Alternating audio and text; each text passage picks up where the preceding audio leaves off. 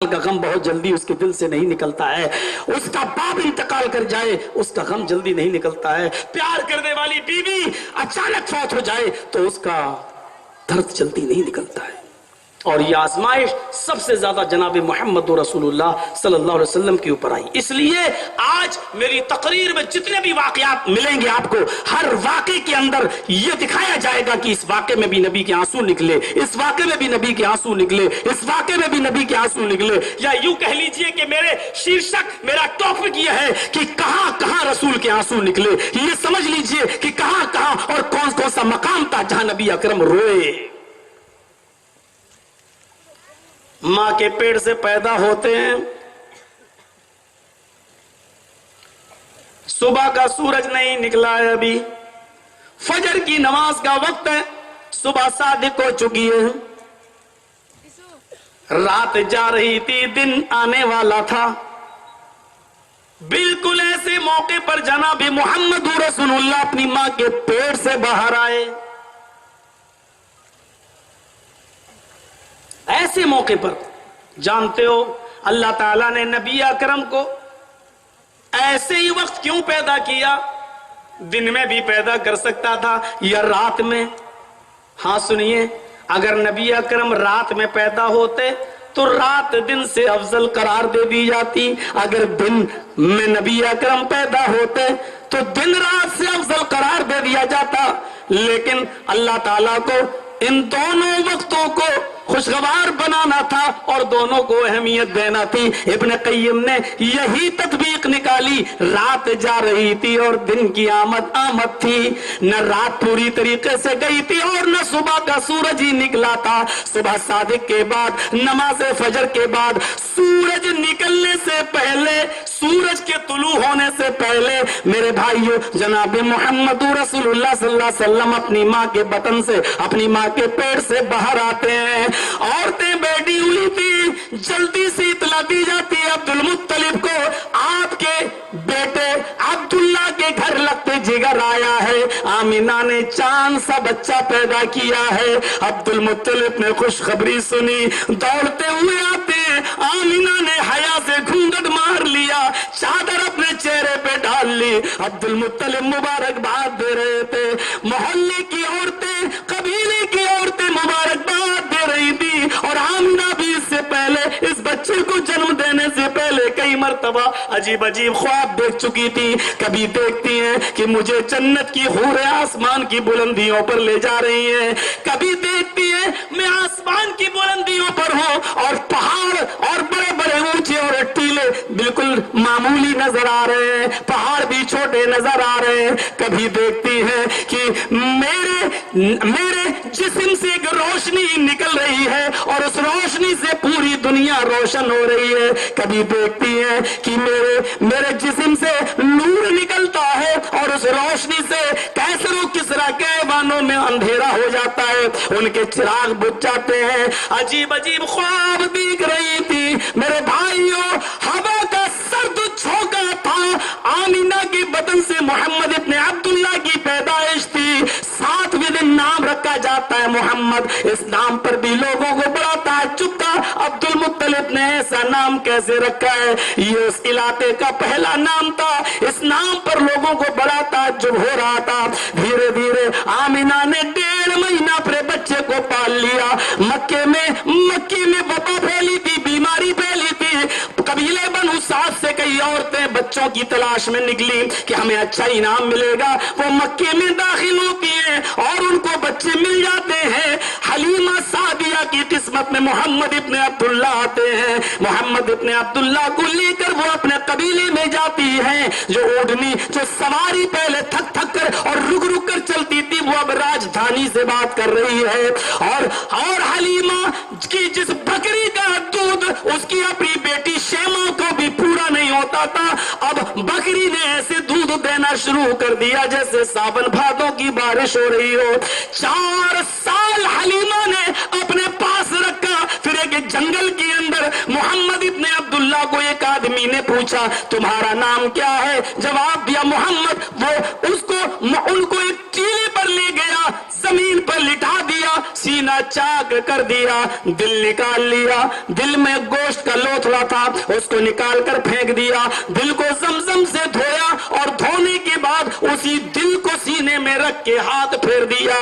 حلیمہ سعدیہ کو پتہ چلتا ہے، گاؤں کے محلے کے لڑکے بھاگ کر آتے ہیں، حلیمہ سعدیہ سے کہتے ماں قتل محمد، محمد تو مار ڈالے گئے، محمد تو قتل کر دیے گئے۔ حلیمہ دوڑی دوڑی جنگل میں جاتی ہے، لیکن دیکھتی محمد ابن عبداللہ ٹہلتے ہوئے چلے آ رہے ہیں۔ محمد ابن عبداللہ کو سینے سے لگاتی ہے، پوچھتی ہے بیٹے کیا ہوا؟ جب آپ نے اپنی زبان سے بتایا امی پتہ نہیں کون آیا تھا، اس نے میرا نام پوچھا تھا، میں نے نام بتایا تو وہ پہاڑی پر لے گیا، اس نے میرے سینے کو چاک کر دیا، دل نکالا، دل سے گوشت کا لوتھڑا پھینک دیا، دل کو زمزم سے دھویا، زمزم سے دھونے کے بعد دل کو سینے میں رکھ کے ہاتھ پھیر دیا۔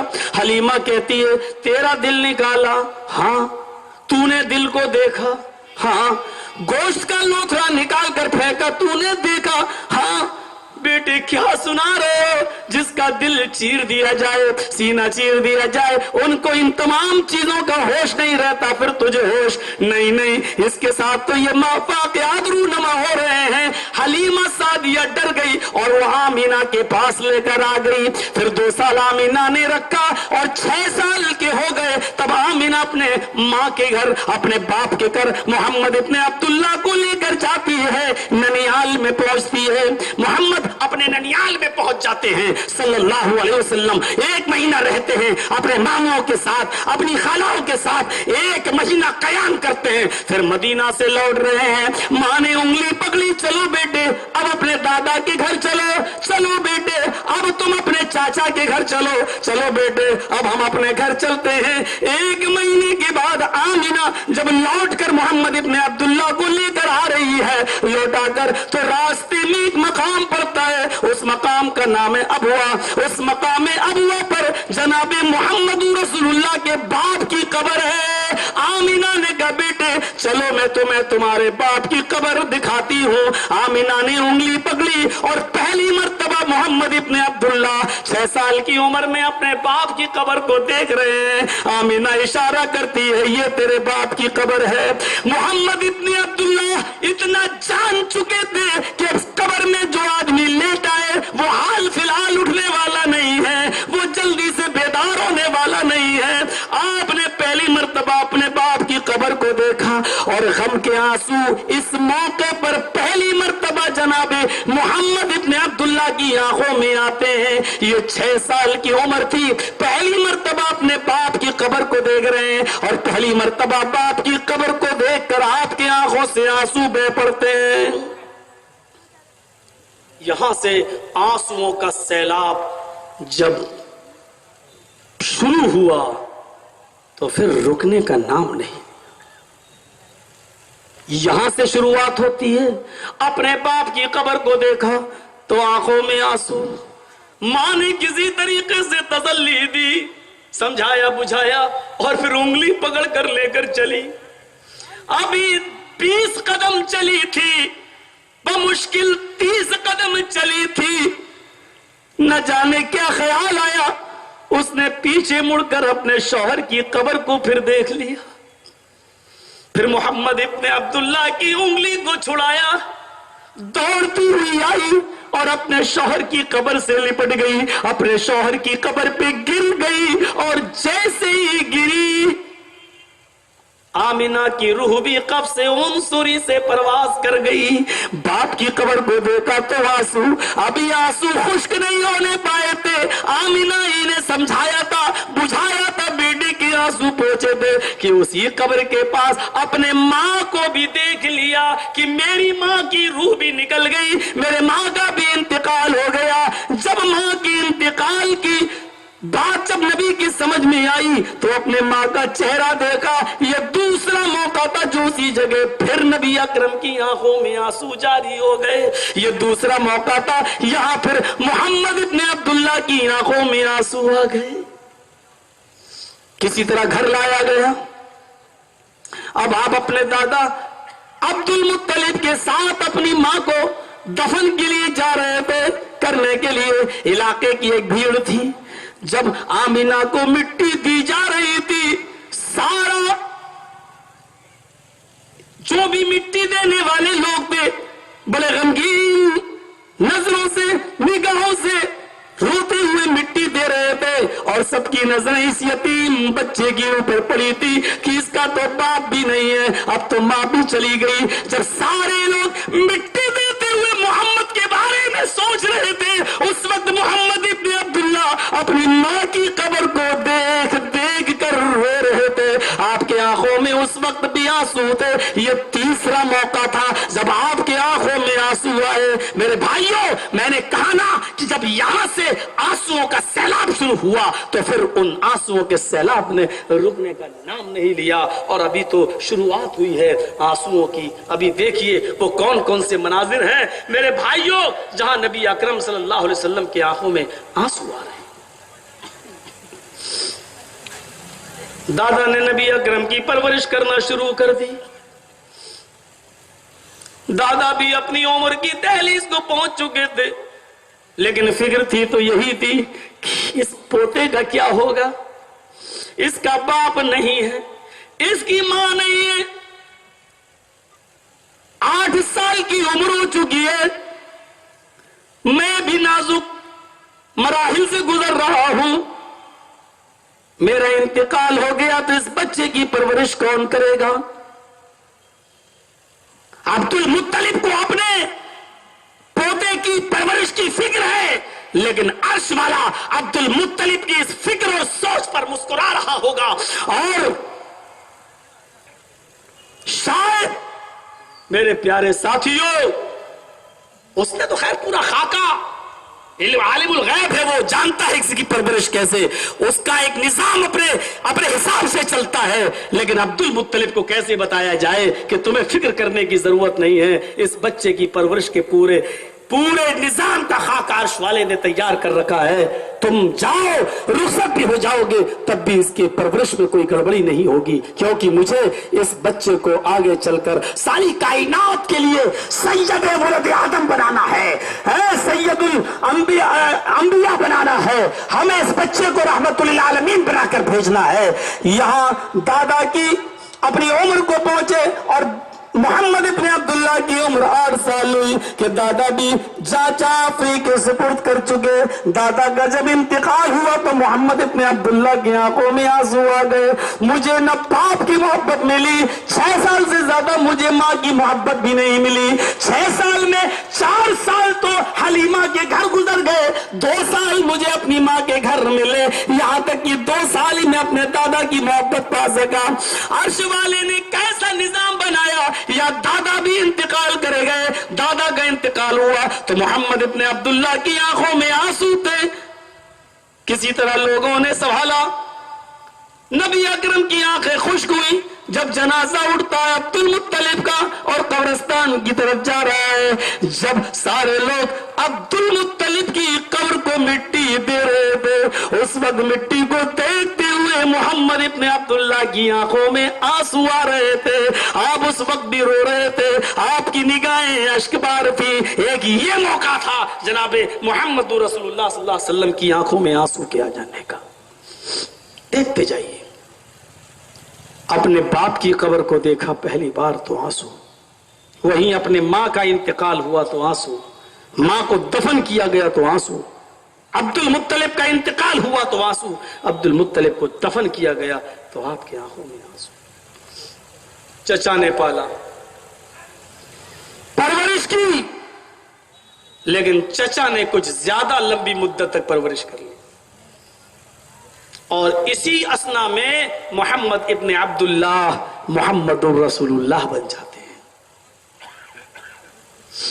آپ لوگوں کو اللہ کے دین کی طرف بلانے لگتے ہیں، اور اس معاملے میں جو پریشانی آتی تھی، اور مکے کے لوگ جب نبی اکرم کو ستاتے تھے تو آپ کا وہی چچا ابو طالب سینہ تان کر آگے کھڑے ہو جاتے تھے اور کہتے تھے میرے بھتیجے کی طرف آنکھ ٹیڑھی کر کے دیکھنے کی اجازت تمہیں نہیں ہے.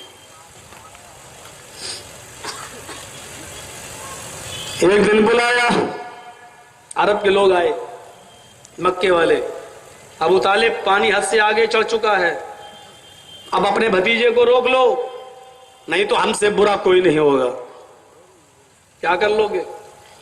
اپنے حساب سے بات کی لیکن کافی غصے میں تھے. اے ابو طالب، آپ کو بچہ پالنا، میرا بچہ لے لو، پالو اس کو، کھلاؤ پلاؤ، لیکن اپنا بھتیجا میرے حوالے کرو، میں اس کو قتل کروں گا. ابو طالب نے جواب دیا، واہ کتنا اچھا فیصلہ ہے، تمہارے بچے کو میں کھلاؤں پلاؤں، پال پوس کر ساڑ کر دوں، بڑا کروں، اور بدلے میں اپنا بھتیجا تمہیں دے دوں، لو اس کو تم قتل کر دو. کیا فیصلہ لے کے آئے ہو؟ میرا بھتیجا مانگ رہے ہو، اس کے بدلے میں اپنا بیٹا دے رہے ہو.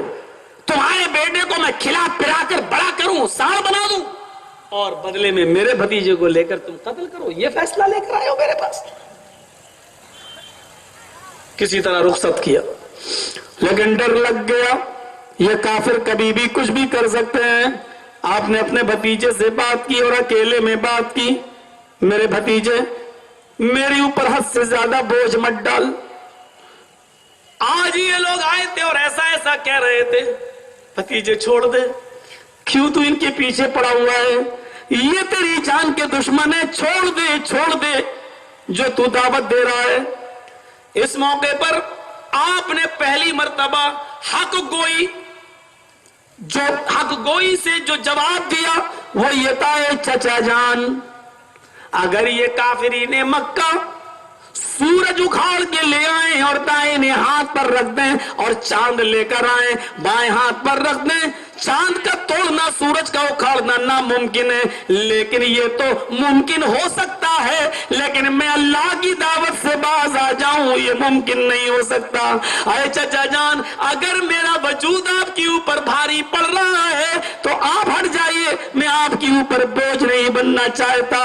ابو طالب نے جب اپنے بھتیجے کی نظروں میں نظریں ڈالی، محمد ابن عبداللہ کی اس وقت آنکھوں میں آنسو تھے جب آپ یہ کہہ رہے تھے، چچا جان آپ میرے راستے سے ہٹ جائیے، ہم آپ کے لیے کوئی مصیبت کھڑی نہیں کرنا چاہتے، لیکن رہا مجھے دعوت حق سے روکنے کی بات تو یہ سورج لائے چاند لے آئے یہ ان کے لیے آسان ہو سکتا ہے، لیکن میرے لیے آسان نہیں ہو سکتا کہ میں دعوت حق سے رک جاؤں. یہ کہہ کر آپ جانے لگے. بھتیجے کی آنکھوں میں آنسو دیکھے، محمد ابن عبداللہ کی آنکھوں میں آنسو دیکھے تو آپ نے بلایا، ابو طالب نے بلایا اور کہا بھتیجے تیری آنکھوں میں آنسو میں نہیں دیکھ سکتا، جا جتنا تجھے اللہ کی توحید کی طرف لوگوں کو بلانا ہے بلاتا جا، میں دیکھتا ہوں کہ کوئی تیری طرف نظر ٹیڑھی کرنے کی جرات بھی کر لے. آئے میرے بھتیجے جا، تجھے اللہ نے جو پیغام دیا اس کو پورا کر، میرے جیتے جی کوئی تیرے اوپر ٹیڑھی نظر کر کے دیکھنے کی، ٹیڑھی نظر ڈالنے کی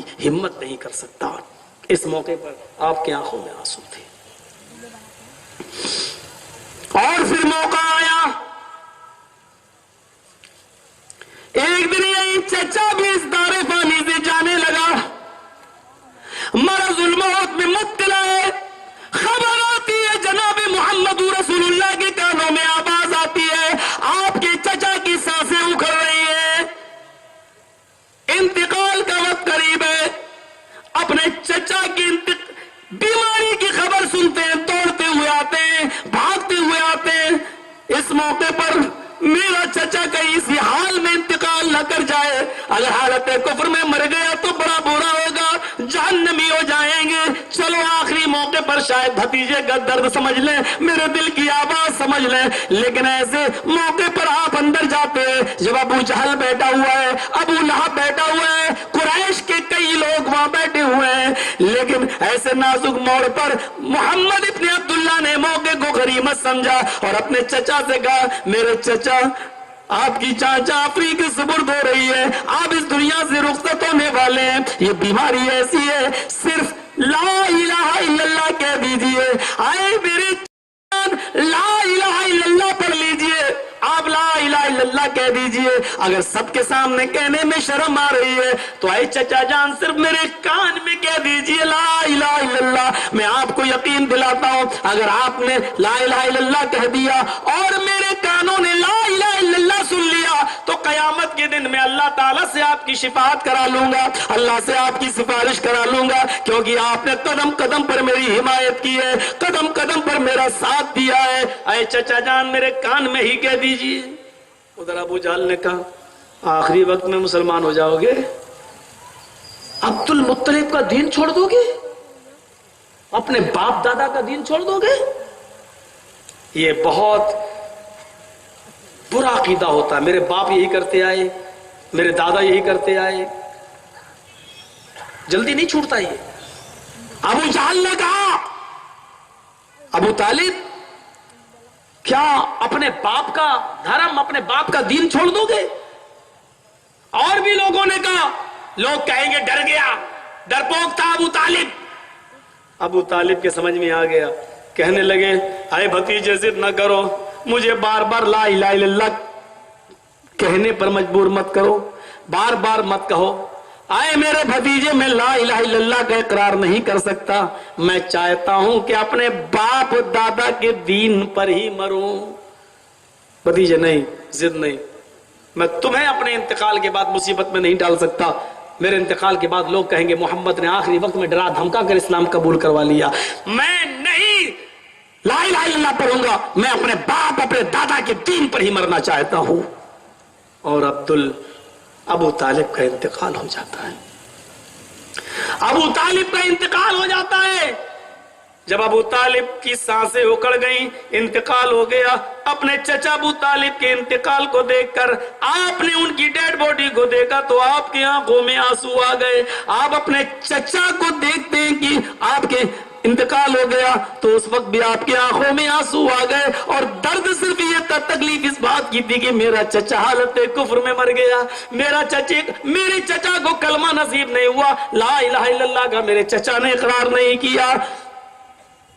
جب ابو طالب کو مٹی دی جا رہی تھی تو محمد ابن عبداللہ کی آنکھوں میں, محمد رسول اللہ کی آنکھوں میں آنسو تھے, لیکن اس کے باوجود اپنے چچا کی محبت میں ایسے بھرے ہوئے تھے کہ اللہ تبارک و تعالیٰ سے دعا ہی کر بیٹھے, نظریں آسمان کی طرف اٹھا لی اور دعا کی, اللہ میرا چچا میرے اوپر اپنی جان قربان کرتا تھا, میرا چچا میرے لیے آڑ بن جاتا تھا, میرا چچا میرے لیے ڈھال بن جاتا تھا, اللہ جب بھی میرے اوپر مصیبت آئی میرے چچا نے میرا ساتھ دیا, آئے اللہ میرے چچا کو بخش دے, آئے اللہ میرے چچا پر رحم فرما. ادھر آواز دی, ادھر دعا کی, ادھر جبرائیل اللہ تعالیٰ کا یہ پیغام لے کے آ جاتے ہیں, ما کان للنبی والذین آمنوا ان یستغفروا للمشرکین. کسی نبی کی شایان شان یہ بات نہیں ہے اور کسی مومن کے لیے جائز نہیں ہے, کسی نبی کے لیے اور کسی مومن کے لیے جائز نہیں ہے کہ وہ ایسے لوگوں کے لیے مغفرت طلب کرے جو حالت شرک میں مر گئے ہیں, جو مشرک ہیں. نبی ہو کر بھی میں تمہاری نہیں سنوں گا, کسی مسلمان کی نہیں سنوں گا.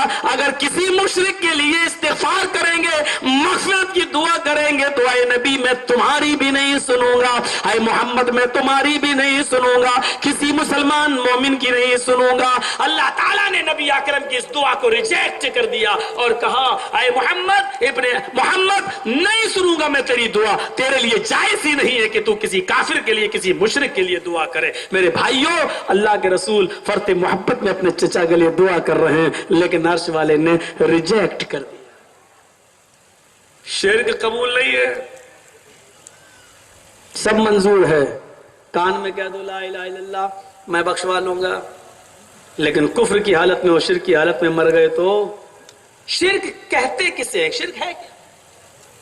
شرک کو اگر ہم اپنے ہندی میں یا سنسکرت زبان میں اس کا ترجمہ کریں تو ہوگا بہو دیووادیت, بہو ایش پوجا, بہت سے خداؤں کی عبادت, بہت سے معبودوں کی بھکتی. اور رگ وید میں لکھا ہوا ہے जिस तरह प्रेम करने वाली पत्नी का एक ही पति होता है, उसी तरह तुम सबका एक ही ब्रह्मा है, एक ही ईश्वर है।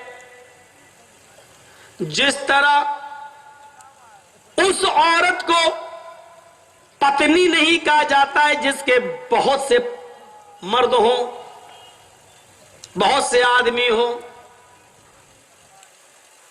जिस तरह उसको पत्नी नहीं कहा जाता है, वैश्या कहा जाता है, वैश्या, ऐसे ही एक ईश्वर को छोड़कर बहुत से ईश्वर की बहुत से देवी देवताओं की पूजा करने वाले वेश्या समान हैं।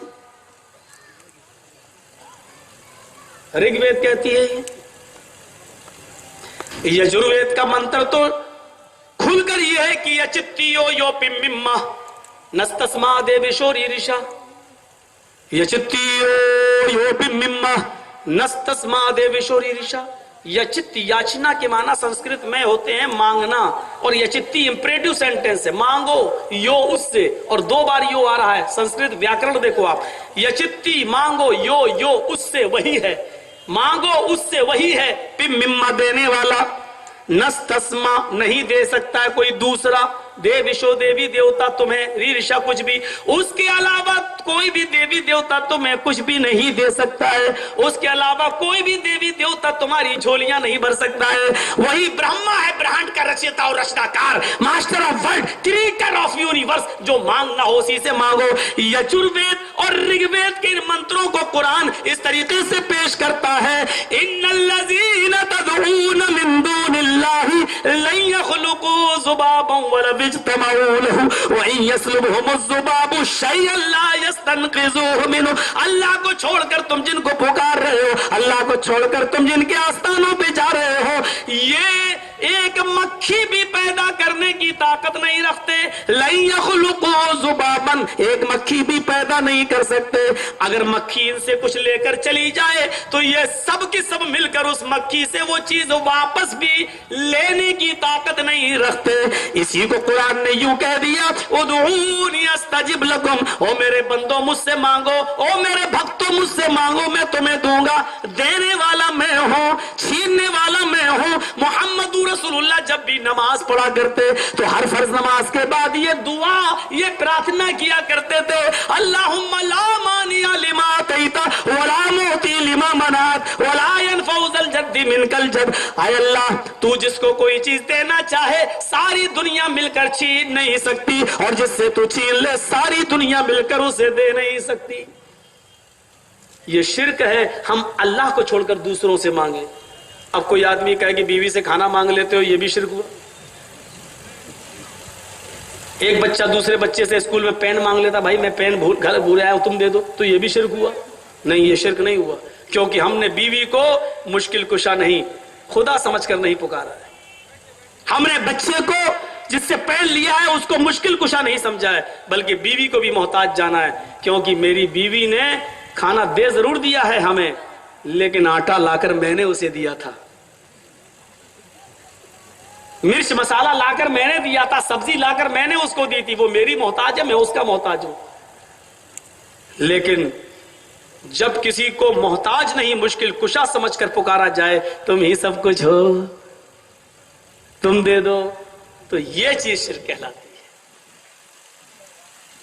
अबू तालिब इस दुनिया से चले गए, इंतकाल हुआ तो नबी की आंखों में मेरे भाइयों आंसू थे। अबू तालिब की हालत कुफ्र में मरने पर मोहम्मद रसूलुल्लाह की आंखों में आंसू आए। आइए एक और मंजर दिखाता हूं।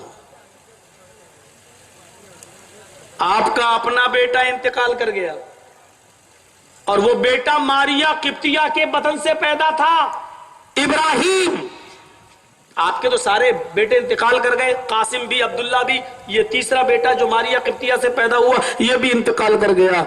अल्लाह के रसूल सल्लल्लाहु अलैहि वसल्लम को अपने इस तीसरे बेटे के इंतकाल पर बहुत गम हुआ, इतना गम हुआ कि बुखारी शरीफ की हदीस के अल्फाज से आप अंदाजा लगा सकते हैं कि आप अपने बेटे की डेड बॉडी के पास बैठकर अपने गम का इजहार इस तरीके से कर रहे हैं, इन्नल आइना तदमउ वल क़ल्ब यहज़ुन वला नक़ूलु इल्ला मा यरज़ा रब्बुना व इन्ना बिफ़िराक़िका लमहज़ूनून। آپ اپنے بیٹے کی ڈیڈ باڈی کے پاس بیٹھ کر اپنے غم کو اس طریقے سے پرکٹ کر رہے ہیں، اس طریقے سے ظاہر کر رہے ہیں، میرے بیٹے تیری جدائی سے، تیرے انتقال سے میری آنکھیں آنسو بہا رہی ہیں، ان العین تدمع، تیرے اس دنیا سے چلے جانے سے میری آنکھیں آنسو بہا رہی ہیں، والقلب یحزن، میرا دل بھی غمگین ہے، میرا دل بھی خوش نہیں ہے۔ مکمل انسان اسی کو کہتے ہیں جس نے غم بھی دیکھے ہوں، جس نے خوشیاں بھی دیکھی۔ اور محمد رسول اللہ پر غم کے پہاڑ ایسے توڑے جا رہے ہیں، دیکھ رہے ہیں آپ، دیکھیے، ان العین تدمع، آنکھیں اشک بہا رہے ہیں، والقلب یحزن، دل غمگین ہے، لیکن اس کے باوجود ضابطہ دیکھیے، اصول دیکھیے، توحید پر استقامت، ایکیشور واد پر مضبوطی دیکھیے، وَلَا نَقُولُ إِلَّا مَا يَرْضَى رَبُّنَا، لیکن میں جاہلیت کے نعرے میں نہیں لگاؤں گا، چیخوں گا نہیں، تیری موت پر میں واویلا نہیں بچاؤں گا، شور نہیں بچاؤں گا، میں وہی جملے اپنی زبان سے نکالوں گا جس سے میرا مولا راضی ہو، جس سے میرا رب راضی ہو، خوش ہو۔ ہم ایسے جملے نہیں کہیں گے جس سے میرا پروردگار ناراض ہو جائے۔ بہت سی عورتیں جب بچے مر جاتے ہیں، ہاں میرا بیٹا، اب ٹافی کس کو دیں گے، اب کھلونا کون کھیلے گا، کبھی کبھی کھلونا، اب اس کھلونے سے کون، یہ سب جاہلیت کے نعرے ہیں اور ان سب پر گرفت ہے۔ صرف آنسو بہا سکتے ہو فرط محبت میں، کیونکہ اس پر کنٹرول نہیں۔ ہر باپ کو غم ہوگا اپنے بیٹے کے انتقال